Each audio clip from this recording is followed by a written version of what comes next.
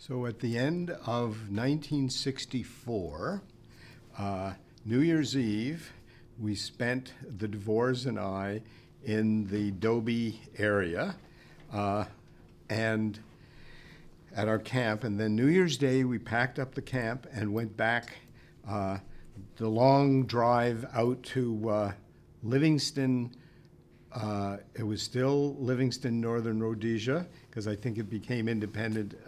Maybe it was, by that time, it was Livingston, Zambia, where we parked our vehicle in the back lot of the museum and flew back to North America. And in March of that year, I was offered a job as a junior lecturer at Harvard University, and I gratefully accepted. And so I moved to Cambridge, Massachusetts to write my dissertation. And I also had a thought for Professor T.F. McElraith, who died the previous year, how he said, well, we don't send our Jewish students to Harvard. But there I was, a junior lecturer at Harvard.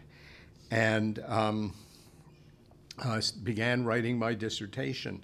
And it came very quickly. And so one of the things that I'm particularly proud of is that I wrote it in about 8 weeks. And it just came, it came out very quickly, and mailed it off. And in the case of Berkeley, there was no formal oral defense, so that there was, you mailed it in, and then in June, they mailed it back and said, make some minor changes here and there, which I did, and sent it back. And then in August, I got a postcard from Washburn's secretary. Alice was her name, as I recall. And she said, well, your dissertation has been accepted. So that was 1965. And I had began my first teaching job at Harvard. Where the caliber of students, as you can imagine, were very high. But before I could begin my teaching, I had to take a bus to St. John, New Brunswick, because even though I had been born in the U.S., and even though I had renounced my citizenship, and I was a Canadian, a proud Canadian with a passport. Now I was working in the United States, so I needed to get a green card. And with Harvard's help, I was approved for a green card, but I had to leave the country, get a TB X-ray in St. John, New Brunswick, and then re-enter in a town called Calais, Maine, which is, in France it's called Calais, in Maine it's called Calais, and then come back, and then I was fully accepted as a working anthropologist. And early in my first year teaching at Harvard, two things happened. One was DeVore and I were asked to organize a conference for the following year with the title Man the Hunter, which turned out to be an unfortunate title, which I'll come back to in a minute. And the second thing that happened is that I met Nancy Howell, a graduate student in sociology at Harvard, because in that era, the sociologists, the anthropologists, and the psychologists were all in the same department, the Department of Social Relations, and occupied, all mixed up in the building, floor by floor, the William James building. So I met Nancy Howell, and it turned out she was a demographer writing her dissertation, which has been published, on how American women found abortionists, pretty controversial subject at the time. And but then when we began to date, and turned out we had a lot of common interest. And I said, I've just finished my first field work, and I'm going back to the Kalahari for a second round of field work. And she said, oh, good, I could do a demographic survey. And so it was sort of a combination of our romance and the romance of scholarship that brought us together. And so indeed, in 1966, we got married. 1967, we made a second trip for me to the Kalahari Desert. The other project that that I was involved in with Irv DeVore, his old professor at the University of Chicago, Saul Tax, had said, wouldn't it be a good idea if we had an international conference on hunting and gathering societies? Because it's clear there's a lot of interest in it, from not just from North America, but from other parts of the world, Australia, Germany, England, France, and so on. So we set to work and organized this conference, which had the unfortunate title of Man the Hunter, because very shortly after the conference and the book came out in '68, there was a number of critiques of the implicit male bias in the term man the hunter, with at least 3 different collections or articles entitled Woman the Gatherer. And what was ironic about this is that not everyone who criticized the title bothered to actually open the book and read it, because in my chapter in the book, DeVore and I wrote the intro together, and then I wrote a chapter, and then we had hours of discussion which were transcribed and added.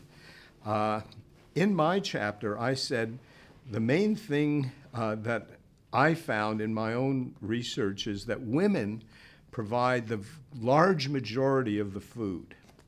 And it's not hunting that provides the food. Maybe 1/3 of the food comes from hunting, and 2/3 or more comes from gathered foods provided by women. So the whole theme of at least my paper, but not every other paper, there were several others, said my whole point was, 2. One, that women made more contributions to subsistence than men, and this is often ignored in the literature on hunting and gathering societies. And 2, life is not a constant struggle for existence. And this was a point that was picked up, that I pointed out that people worked only 2 or 3 days a week in subsistence, and they managed to provide their subsistence needs in 2 or 3 days a week. And I talked about 20 to 30 hours of subsistence work a week, and contrasted that with the modern goal of the 40-hour week, 8 hours a day, 5 days a week, after the Industrial Revolution. And I said, well, look, if we go back in our history, we can find examples of hunter-gatherer societies that worked far less than modern industrial people. And there was support from this from a very careful study among Australian Aborigines in northern Australian Arnhem Land, doing time and motion studies, like keeping work diaries of how many people worked how many days a week. And this particular thesis got a big boost in credibility and support, because Marshall Solins came to the Man the Hunter conference. from Michigan, where he was based then, although he's from Chicago originally, and he wrote a little paper called Notes on the Original Affluent Society. And then a few years later, in his book Stone Age Economics, he published a much expanded edition of that same thesis in which he collected referred to my work, the work in Australia, and other examples of the point that people, hunter-gatherer people, actually don't work that hard, and led to a colleague of his, Elman Service, who wrote a book in the 60s called The Hunters, in which he said, it seems that modern research has shown that the hunters have more sleep in the daytime than any other kind of society. That was the way Elman Service put it.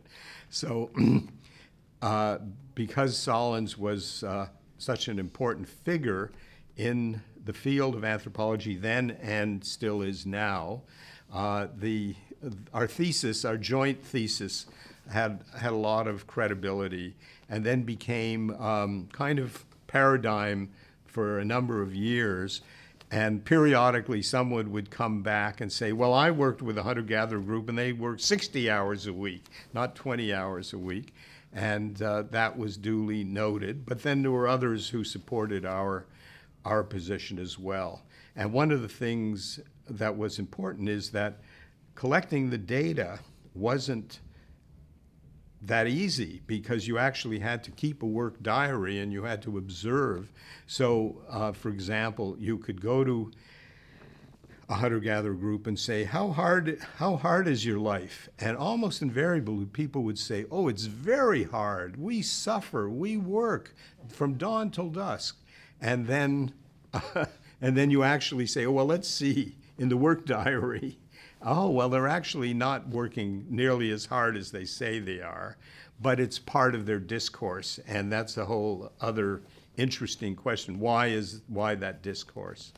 So that thesis, the original affluent society thesis, and the fact that women's subsistence is much more important than previously acknowledged, were the two legacies that I see coming out of the Man the Hunter conference. And it's probably appropriate for me to give a shout out to a feminist colleague named Adrienne Zillman, who retired recently from the University of California at Santa Cruz. And she and a co-author, Nancy Tanner, in the 70s wrote several very influential papers in the feminist journal Signs called Women and Human Evolution, in which she, unlike many other feminist writers, said, if you actually read what Richard Lee has written, you'll see that women's contribution to subsistence is much more crucial to survival than is men's contribution, despite the fact that his book is titled Man the Hunter. And so that's been a controversy that has sort of percolated along for many years. And unfortunately, even in contemporary writing, you'll still see reference by feminist writers to the discredited Man the Hunter hypothesis, which conflates what is a discredited hypothesis with the unfortunate title of the book, Man the Hunter, which is still in print, amazingly, 50 years later, Man the Hunter. So then in 1967, or 66, Irvin DeVore and I applied for and got a very substantial grant from the National Institute of Health, NIH, which was the largest funding source for anthropological research in those days. We got a grant to go back for 2 years to the Kalahari and continue our research. And I have to give credit to Irvin DeVore, who was a marvelous teacher and was a marvelous mentor for younger anthropologists, and who was very good at recruiting talent. And so, but I think I share a little bit of the glory too, because he proposed, he said, why don't we go back with a whole lineup, a whole array of graduate students, each of whom could take a piece of the research and then write their dissertations on it. So we had Patricia Draper. All of them became major figures in their field, and all of them, a couple have died. Some are, others are retired, and a few are still active in their 70s as teaching anthropology. So there was Patricia Draper, and she studied child rearing practices. There was her then husband, Henry Harpending, who was a geneticist, anthropological genetics, and did some very interesting original work collecting doing genetic analyses. There was John Yellen, who still is the officer in charge of archaeology at the National Science Foundation. Then he was a graduate student, and he did a study of ethnoarchaeology. So he did two things. One, excavating ancient sites in the Dobie area, and the other was surveying abandoned sites of recently abandoned sites. So 5, 10, 20 years ago, where he could identify the site and map it, and then have the survivor, the people who lived on it, say, oh, well, this is where my father was, and this is where my brother and his family were, and we cooked over here, and then we dumped our garbage over there. So it was a kind of founding document in ethnoarchaeology, like archaeology of contemporary people, where you have living informants, you know, interpreting the site. And I think his book was called Living Archaeology, but I can't swear to it. And then there was Melvin Conner, who was also studied childhood, but so the division of labor is Pat Draper studied older children, and Mel Conner's focus was on infants, on infant behavior, like pregnancy, birth, infancy, learning in infancy, breastfeeding. He did a lot of work on breastfeeding. Then there was his wife, the late Marjorie Shostak, who was not a trained anthropologist. I think she had a bachelor's in English Lit, but an extremely creative person. And when she was casting about what shall I do while I'm there with Mel, and he's doing his thing, she came up with the idea of interviewing women and recording their life histories. And then one of her life histories became the best-selling book from our project by a long shot, been translated into at least a dozen different languages. And the book was called Nisa, The Life and Words of a Kung Woman, published first in chapters in journals, and then as a book in the 70s. So that was Marjorie Shostak. I hope I'm not leaving anybody out. Then, of course, Nancy Howell was part of this group. She had already finished her doctorate on the abortion study, but then she went on to write the definitive study of demography and later life history of the Kung. And the last person I want to mention is Megan Beasley, who was so you can see there was a pretty large array of different specialties, and so each person had their own target, and there was a fair bit of breathing room and daylight between the different specialties, although occasionally people would cross-fertilize and, you know, pass on useful leads from one to the other. Megan Beasley came a bit later. My time there was 67 to 69. The graduate students there were 68 to 69, 70, and Megan Beasley came in 70, and her project was folklore. And so she did a marvelous collection of folk tales, mythology. She was strongly influenced by not only Claude Lévi-Strauss and his Mythologique, but also other folklorists. There was a big folklore research center at the University of Indiana. And so she then published her monograph called Women Like Meat, Women Like Meat, and which was pretty well the, if not the last word on Kung mythology, because other works have appeared, but it was remains a very solid piece of research, of data collection.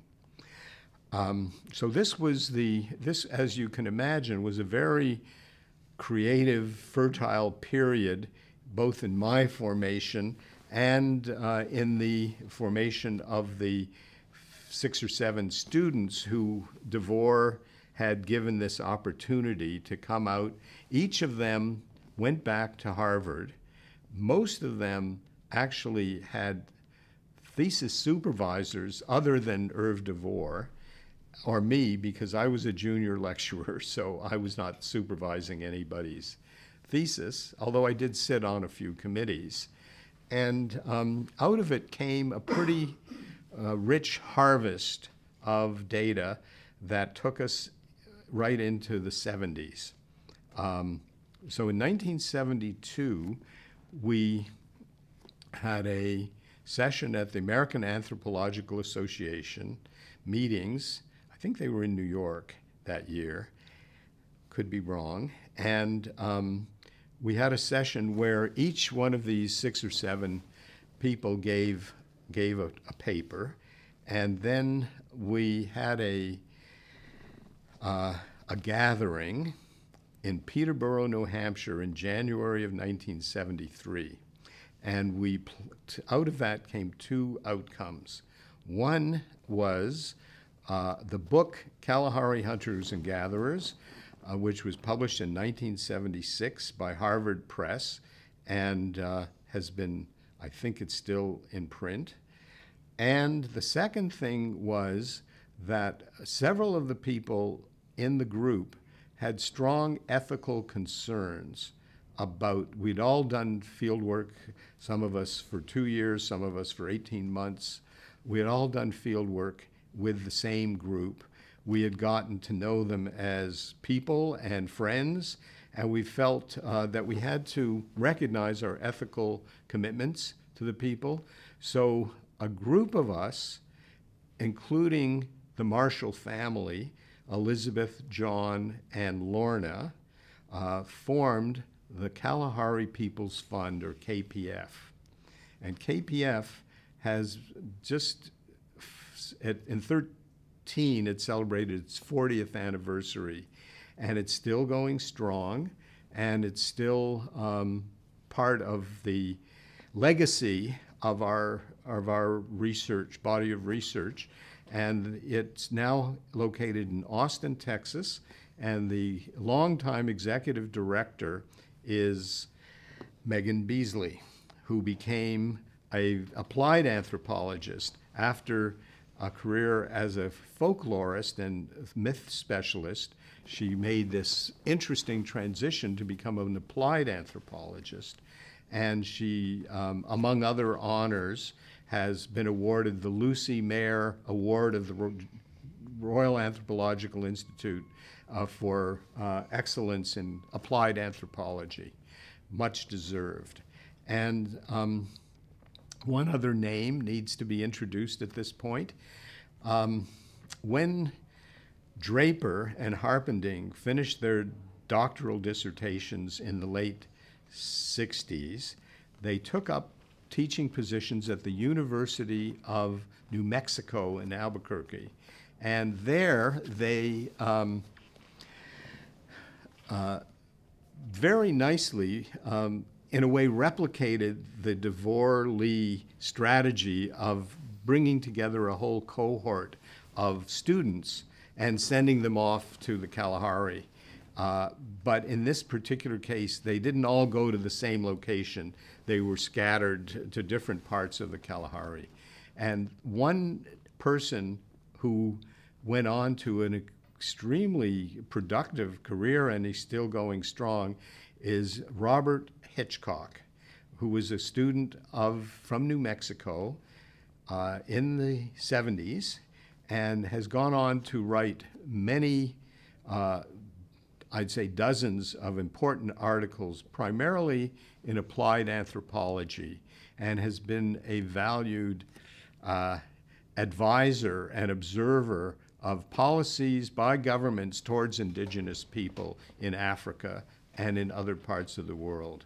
And a very, I would say, a very close friend and person of the next generation who is, has gone on to incredibly productive and important work.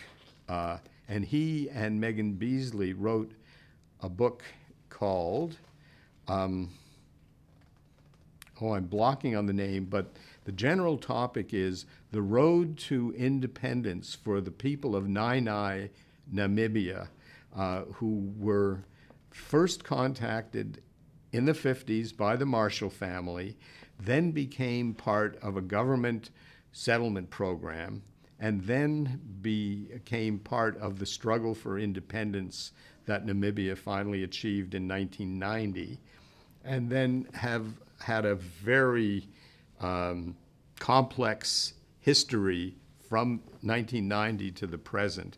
And they, Hitchcock and Beasley, wrote this chronicle of their political adventures, first with the apartheid government and then with the liberation movement, the SWAPO liberation movement that took over, that fought the War of Liberation and then became the elected government of the country. And how did the Jeune Kwasi survive all these ups and downs? So it's a book that came out, I think, either 2010 or 2011. So that's Beasley and Hitchcock, vintage applied anthropology. So this sort of takes our story from the first field work through the Man the Hunter conference, and then we've got all these interesting folks going out for what was my second field work, and out of it, each one of them in their own way produced work, valuable work, with Marjorie Shostak's book, Life History of Nisa, perhaps the most, the best widely read, and then Nancy Howell's technical but very solid science, epidemiology, demography books on demography and life history, life histories. John Yellen on the archaeology, and we shouldn't forget his wife. Okay, so I'm having my senior moment here. Brooks.